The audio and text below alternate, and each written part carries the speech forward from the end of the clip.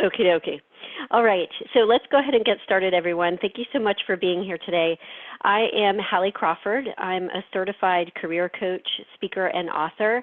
I'm actually based in Atlanta, Georgia, originally from Florida, which is why I don't yet have a Southern accent. I have lived in Atlanta for just over 15 years, though. And we are going to be talking today about leveraging LinkedIn for greater professional success. And one of the things that I wanted to let you all know is that the advice that I'm going to give you today goes kind of across the board, whether you are in job search mode or if you're just looking to increase and enhance your brand professionally. The advice we're going to talk about today will be across the board for both of those situations, okay? And we are going to have this webinar will be recorded, as I said earlier, and you will get a copy of that recording afterwards as well. So just very, very quick background on me for those of you who don't know me. So I've been coaching and training for just over 19 years now. I know you might be thinking, gosh, she sounds like she's 12. How is that possible? I'm actually 46, and I was very fortunate to find my ideal career path pretty early on in my life, in my late 20s, and founded my business when I lived in Chicago and brought it down here to Atlanta after I moved from there. I have an undergraduate degree from Vanderbilt University and a master's degree from the University of Illinois in psychology, communications, and education. And I'm thrilled to be here with you today. Really appreciate your time being with us. So let's talk first about, why LinkedIn and even bothering with it is a critical piece to either your job search or just branding yourself as a professional. Why is it an important tool? Most of you already know about it, I'm sure. But if you look at these stats here, these are really important to just keep in mind, especially for those days when you feel like, gosh, I don't want to deal with my profile. I don't want to participate in that LinkedIn group. I just feel like I don't have the time. It's easy to push this to the bottom of our list. But it's critically important because not just because there's so many users, if you take a look at the slide, but more and more people are checking their LinkedIn profile daily on a very regular basis. 80% of LinkedIn users consider networking to be a critical piece to their professional success, even outside of your job search. If you're leveraging LinkedIn more for your branding or creating and developing your brand, it's critically important as well. And also, employers report that up to 80% of their recruiting is now conducted through LinkedIn. Well over 11 years ago, when before my son was born, because he's 11 now, I remember being at a conference and I was on a panel of speakers, and one of the recruiters there was saying, I'm already using LinkedIn like a ton of the time. He was spending 8+ hours a day trying to find candidates on LinkedIn. So it's a critical piece to your job search especially. And one of the things that we have found as well, and I'll go to this next slide here while I give you this one little additional tip, is it's really important these days too to have your LinkedIn app on your phone, turn on those notifications so that you're getting them and can see if people are connecting with you and if you get a message, because timeliness is really important with LinkedIn. And also now people will be at a networking event, for example, and they'll have their phone, and in a lot of cases, instead of exchanging business cards, what they'll do instead is they'll connect with each other on LinkedIn right then and there. And LinkedIn does have a feature now where if you're standing close to someone, it's kind of like AirDrop, where that connection, like you can find the people that are physically close to you and connect with them all. One of the other things to just keep in mind with LinkedIn messaging on your app, though, by the way, everyone, is that when you send a connection to someone through the app, they don't yet have the feature where you can send a message. It just goes directly to them with no content inside that message. And we want people to have content inside the message versus just, hey, I want to connect with you on LinkedIn. So do be careful about that with the app. And it's okay to connect with someone who's right there, because you're speaking with them and not have that message. But if it is someone that you want to send a specific message to as a follow-up and as part of your LinkedIn, connection with them, wait and hold off on that until you get back to your desktop. So take a look at this next slide here, and here's our agenda. We're going to be talking today about some LinkedIn basics, okay, kind of get you started on this. We're going to talk about your LinkedIn profile, making connections, and how to begin to share valuable information so that you can increase your brand and your visibility within your industry, but also for prospective employers, okay? And just by the way, too, one other quick admin item as we go. If any of you would like, in addition to asking any questions after we're done today, if any of you would like a copy of the presentation, please don't hesitate to reach out. You can email us at admin@halliecrawford.com, and we will get the copy of the PowerPoint slides back to you in case you feel like you need it.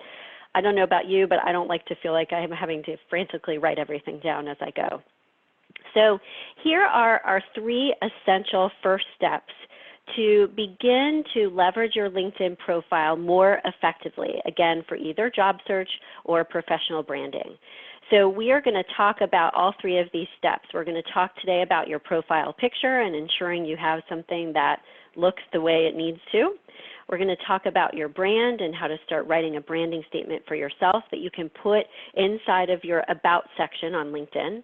We're going to talk about your connections, how to make new ones, sending and accepting connection requests, and how to ask your network for help, and sharing information as well, talking about writing articles, participating in groups, and sharing posts.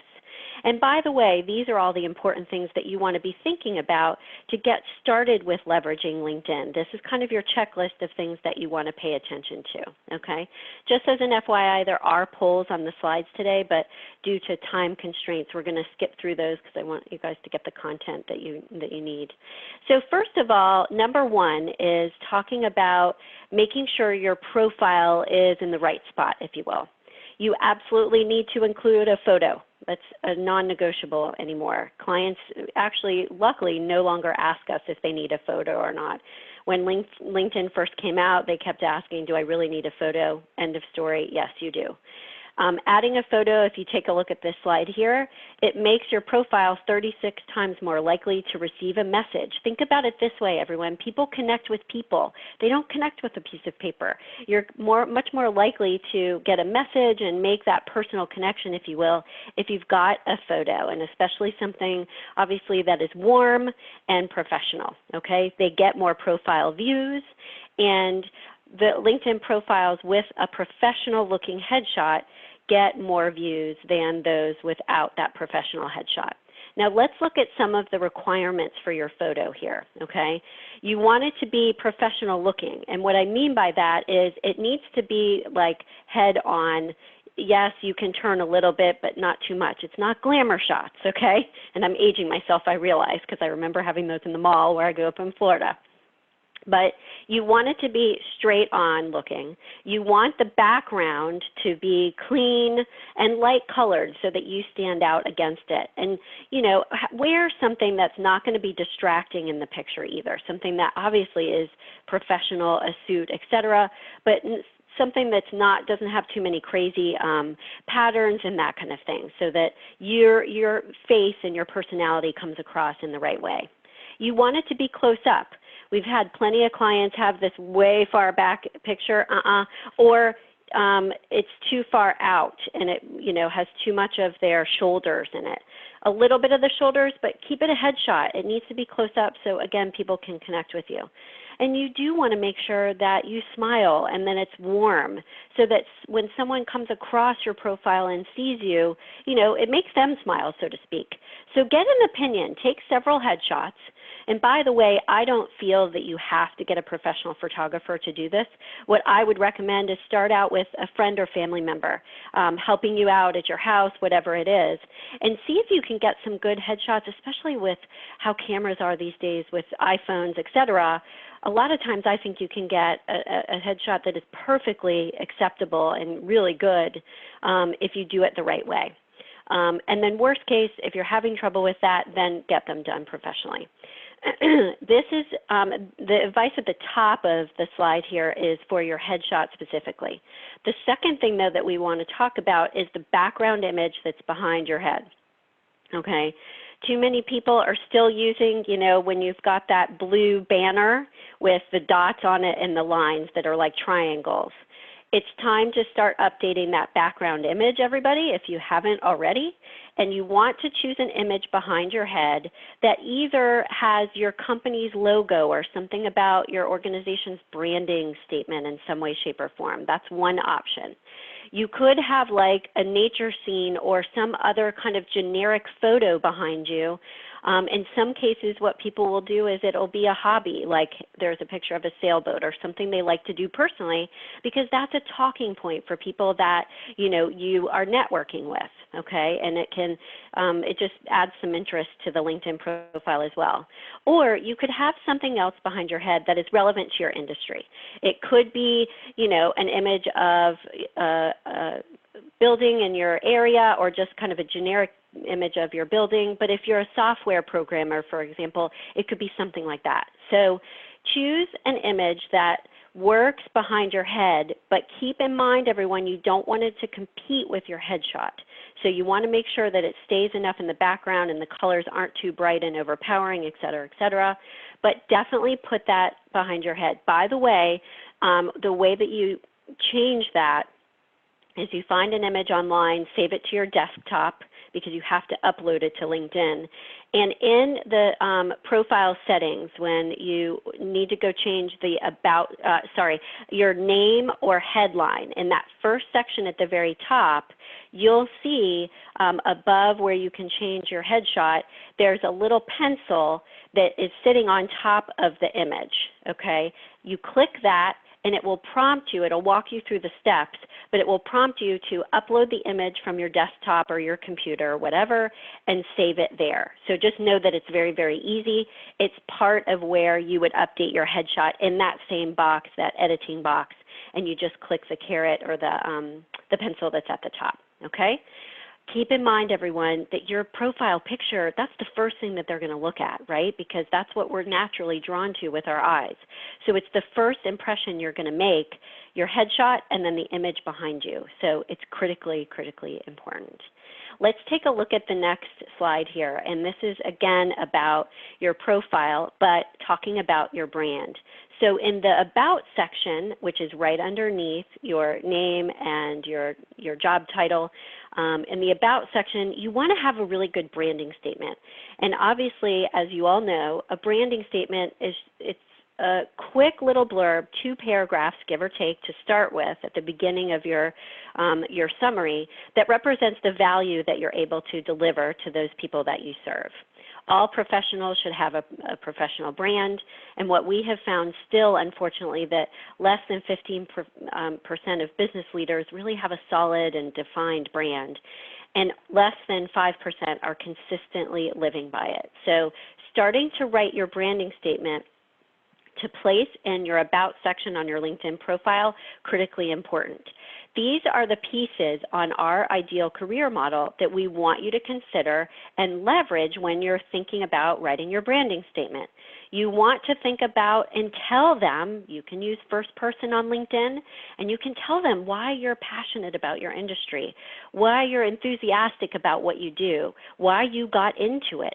Giving a little bit of career history like that is an important thing to put on LinkedIn. It's acceptable, and you want to do it in a more personal way than you would on your resume. So do talk about what's fulfilling to you about what you do and what your values are. Talk to them as well about your strengths, what you bring to the table. And by the way, we recommend 1 or 2 paragraphs to start out with in your About section, and then you want to have at least one bulleted list of here are what my key qualifications or my strengths are, and have that in a bulleted list. That goes back to these strengths. You want to talk about your education, especially certifications that you might have, if they are relevant to the jobs that you're looking for and to your industry. You also obviously want to talk about your past experience.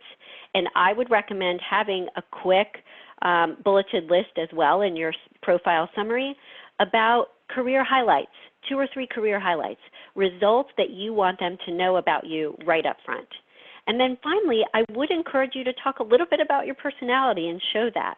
Talk at the very end about some volunteer organizations that you're part of, where you serve on a board, or just personal interests. whether or not they're related to your career path necessarily. Ideally, we would want them to be, but even if it's just a couple things that you enjoy personally, that's a really nice touch to help people get to know you a little bit more. And also talk about if you're more of a leader or a detail-oriented person or strategic big picture or creative. Consider and keep in mind that, elements to your personality type are a completely viable thing to add to your About section on your LinkedIn profile as well. Finally, when we think about your profile and your brand, keep in mind that your branding statement should be composed basically of these three parts to a certain extent. Who do you serve or provide value to? What unique value do you provide? How do you stand out from your competition in the field and from your peers? And how do you deliver the results that you deliver and are able to do so, and what are those results, okay? On your LinkedIn profile, just like with your resume, you want to make sure that you include those measurable results that people can latch onto, okay? We talked about this next slide a little bit more already. Talk and discuss in your profile statement, fulfillment and enjoyment, what your goals are for your career path as well, and how your experience, education, and strengths, why you're qualified, and how those relate to those goals. There are two examples. There's one very quick branding statement, kind of like an elevator pitch at the bottom of this slide. There's another one here on this slide as well. So for those of you that request the slides, you'll have copies of these there. I'm not going to read those out to you because you guys can read those later. All right, so finally, at the end of updating your LinkedIn profile, you want to make sure that the summary at the top uses first person and is personal, because again, that's what people are going to latch on to and it will help them connect with you. You also want to make sure that you use keywords that employers or recruiters would look for or search for to find someone like you. So put your location at the top under your headshot, and also make sure that you have the relevant industry keywords within your summary so that people will find you. Get recommendations. Too many people still don't have recommendations. Those are at the very bottom of your profile. You go to someone else's that you want to get the recommendation from. You go to their LinkedIn profile, and on the More section where there's the three dots, it gives you a drop-down list, and one of those drop-down items is request a recommendation. You do need to be connected with them first before you get that recommendation from them. And then, by the way, you can choose whether you post that recommendation to your profile or not.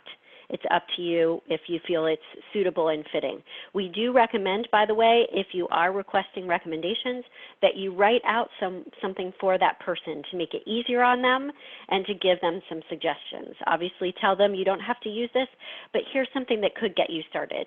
And even more specifically, you can direct them and let them know, hey, could you speak to these specific strengths that I have?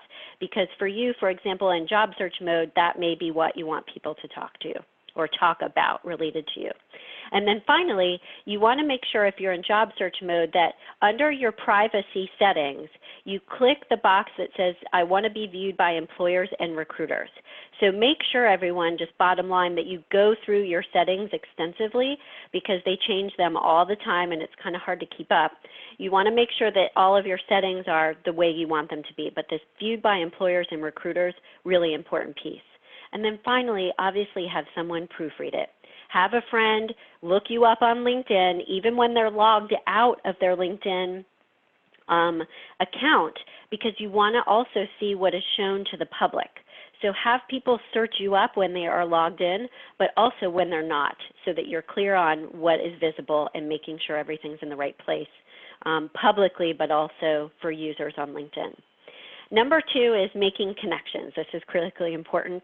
We obviously want you to start with people that you know, friends or family, coworkers in past and present jobs.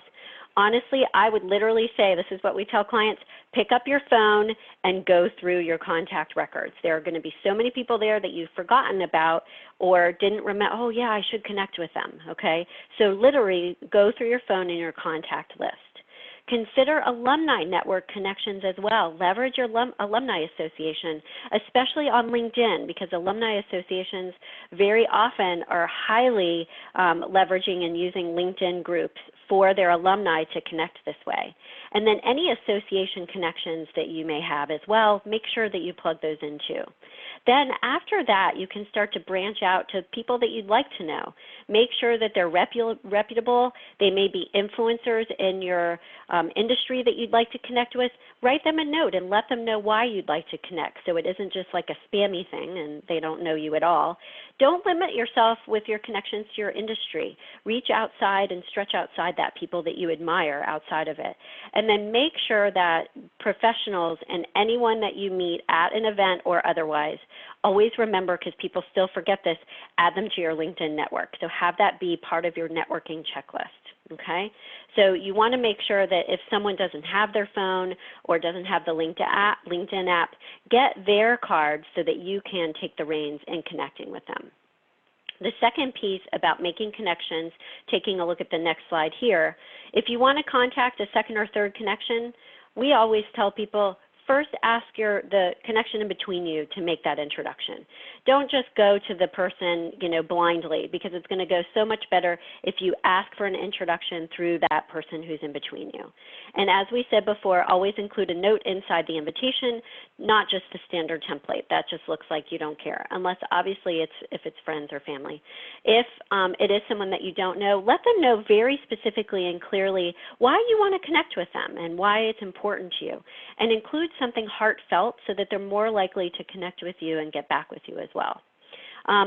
These are some examples of what you could say in your message, because this will enable them or make it more likely that they'll connect with you, if you will, okay? So here are some examples. Again, I'm not going to read these out to you. You'll see them on the slides and on the recording later. But there's some good ways that you can put something in that is meaningful and would be professional, okay? And then in terms of accepting connection requests, if there's something that you'd like to ask for right after they connect with you, do so right away so that it's, the iron is still hot, okay? And just by the way, the general rule of thumb up until recently is you only accept connections from people on LinkedIn, from people you know. But it's expanded more now. The rule of thumb these days is that people with 500 connections plus are more highly thought of, so to speak, on LinkedIn and more visible on LinkedIn. So it is a little bit more of a popularity contest these days. And so the number that you do want to work towards over time is that you have 500 connections. So if there are people that are reaching out to you, even if you don't know them, if you feel like they could be valuable connections and worthwhile, it is okay to accept them, okay? Keep up with your network. You want to make sure that you let people know and have the button turned on for LinkedIn notifications when let your network know when you've got a professional achievement that you've shared.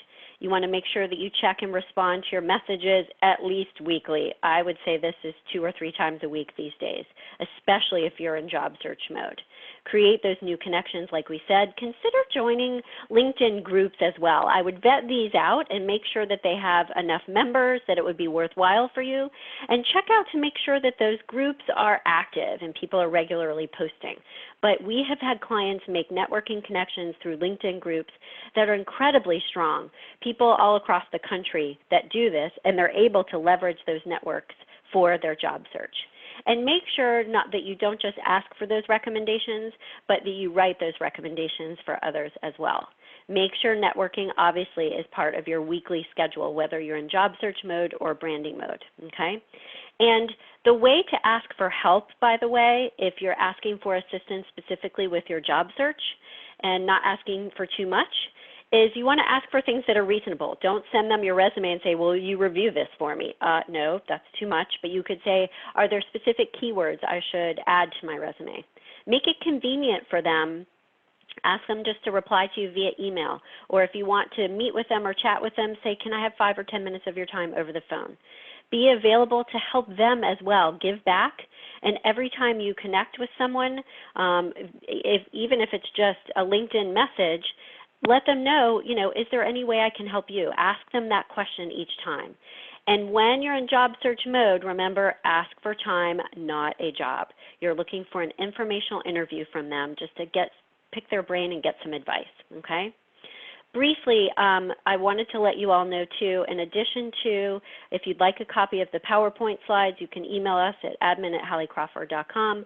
But also, if any of you would like a copy of our LinkedIn worksheet, feel free to email us at that same address as well. We'd be happy to share that with you. It gives you step-by-step action items that you can take to update your profile, but also keep it fresh and implement some of the steps we're talking about today, plus several more, okay? And then our third tip for LinkedIn and leveraging it, and this is our final tip for today, is sharing information with your network. You want to be active on LinkedIn. So once you've got your profile up to date and you've started to make some more connections, you want to share this information or information about your industry with your network. We would highly recommend writing, even if it's short articles or opinion pieces, with your insights or creative ideas about your industry, recommendations that you would make about how to improve certain processes, things that motivate you, or problem-solving advice. The articles should be very concise and worth reading. Like 3 or 4 paragraphs typically is probably enough. They should be kind of like a blog post. You'll see that there are longer ones out there. You can kind of vary it. But at the beginning, to get started, they can be short and sweet. But the articles should be worth reading because they will help you stand out from the crowd, and it helps build your credibility with your network, but also within your industry as well. So starting to write articles, and by the way, everyone, it doesn't have to be every day. That's actually way too much anyway. It could be once a month that you post something new, and that is perfectly acceptable. But this will help you build your brand and demonstrate that you're a thought leader within your industry. Participating in groups, like we talked about a moment ago, you want to be selective about the groups that you join. Try to provide valuable information. It's okay to ask the group questions, and that's a great resource for you. But also provide valuable information, an insight or a tip that you just learned from an interview that you went on or whatever it is. Commit to participating. So if you're going to bother to join the LinkedIn group, make a commitment to check in with it at least once a week so that you're doing something with it. And keep in mind that participating in groups, as we said before, is another great way to expand your network, especially outside of your local area. And then finally, in terms of sharing information with your network, you do want to be mindful when you're either sharing articles or posts or writing articles like we talked about before. You don't want it to be crazy all the time. Every day is way too much. Don't blow up the feed just like you wouldn't on Facebook, so to speak. Share things that are truly interesting to you and that you would have something to say about them. So as part of it, don't just share a bunch of stuff and, okay, that's all they do is share, but write a few sentences about why you are sharing the article or post, what your opinion is about it, and why you think it's useful, okay?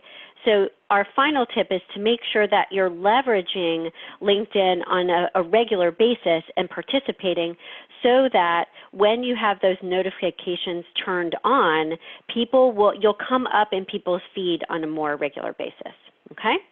All right, so we're almost at time, so I just wanted to remind you all that because we won't have time for Q&A live today, please feel free to email us at admin@halliecrawford.com with any questions that you have. I would be happy to answer those for you. We do obviously offer coaching services, and as part of this, we do a complimentary consultation with any person who is interested in learning more about our services, so feel free to reach out to us about that. And then finally, if anyone feels like they would like a free career strategy session to talk a little bit more about what we discussed today or anything else related to your career goals, we'd be happy to do that. You can email us at that same email address. And final thought for today before we go, I always use this quote for myself, and especially I know some of our clients are on the call today. My favorite quote is, "The greatest risk in life is not taking one." When I am feeling like I need to push myself to do something that I'm not as comfortable doing or push outside my comfort zone, I always keep this quote in mind. At the end of my life, do I want to say that I tried even if I failed, or do I want to say that I didn't try at all? Without risk, everyone, there's no reward. Have a great day, everybody. Look out for the recording. You will get those afterwards as well as the handout. And thank you so much for your time.